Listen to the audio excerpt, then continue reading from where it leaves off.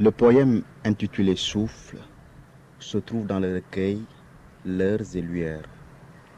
Mais c'est aussi ce poème que clame le sergentier Moko Keïta lorsqu'il a perdu la raison.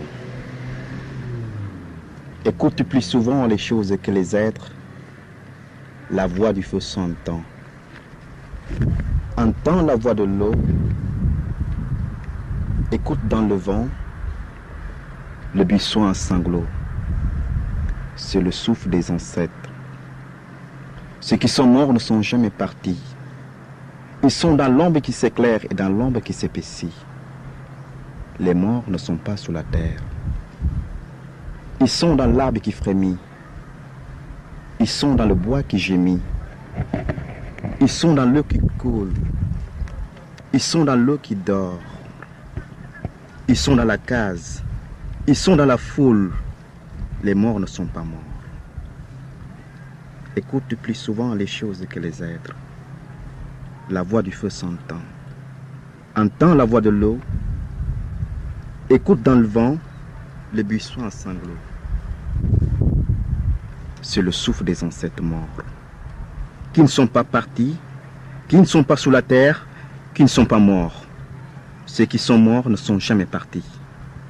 Ils sont dans le sein de la femme. Ils sont dans l'enfant qui vagit et dans le tison qui s'enflamme. David Diop. Toi, ami lointain.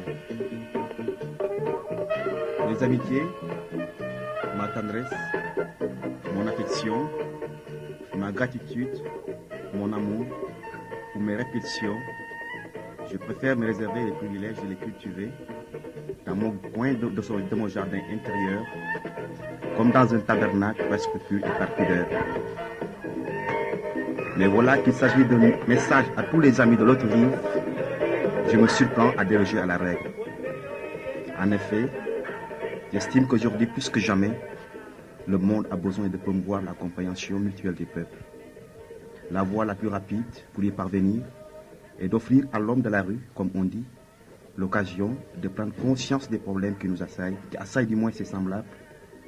Une fois que notre homme de la rue aura jeté un regard concret sur les conditions de vie de ses frères, d'au-delà des frontières, sur la lutte quotidienne pour la vie avec les échecs et les victoires qui les accompagnent, il commencera à se rendre compte tant de l'unité que de la multiplicité de la nature humaine.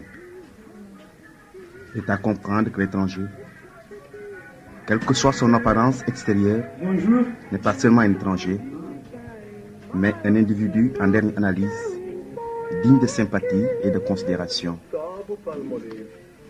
Partant de là, je sens que je dois approfondir mon analyse de l'homme de la vie, de l'homme de la société d'aujourd'hui, au-delà de moi-même, de ce qui peut-être m'apparaît cher sentimentalement ou nécessaire pratiquement, de ce qui quelquefois peut m'attirer ou mieux me distraire, il y a les autres.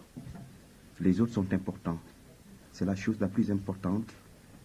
Les hommes qui vivent autour de nous, que font-ils? Comment vivent-ils? Vont-ils bien? Souffrent-ils? Et pourquoi ont-ils mal? Pourquoi souffrent-ils?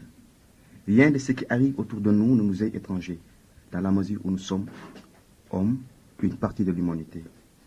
Voilà des sources fascinantes, intarissables, fondamentales, sources d'inspiration, de méditation, d'activités créatrices. Elles devaient l'être pour tout homme, conscient de ses responsabilités vis-à-vis de son semblable, de son prochain. Je ne puis terminer ce message de réflexion amicale sans souligner l'importance de la vie, de la réalité, de l'homme et de l'intérêt continu que suscitent les hommes dans les vies sociales. Soyons tous continuellement conscients de l'exigence de la présence humaine et sociale pour moi décisive et dominante.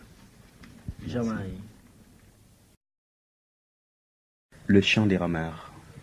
Souvent j'ai demandé, entendant la clameur, d'où venait l'arbre chant, le doux chant des rameurs. Un soir j'ai demandé aux jacassins roseaux où allait l'arbre chant, le doux chant des bozos. Ils m'ont dit que le vent, messager infidèle, déposait tout près dans les rides de l'eau. Mais que l'eau, désirant demeurer toujours plus belle, effaçait chaque instant les replis de sa peau. J'ai demandé souvent Écoutant la clameur, d'où venait l'approchant, le doux chant des rameurs. Ce soir, j'ai demandé souvent, écoutant la clameur, d'où venait l'approchant, le doux chant des rameurs. Ce soir, j'ai demandé, au complaisant roseau, où l'approchant, le doux chant des bozos. Ils m'ont dit que le vent, messager infidèle, le confiait plus haut à un petit oiseau, mais que l'oiseau, fuyant d'un rapide coup d'aile, l'oubliait quelquefois dans le ciel indigo.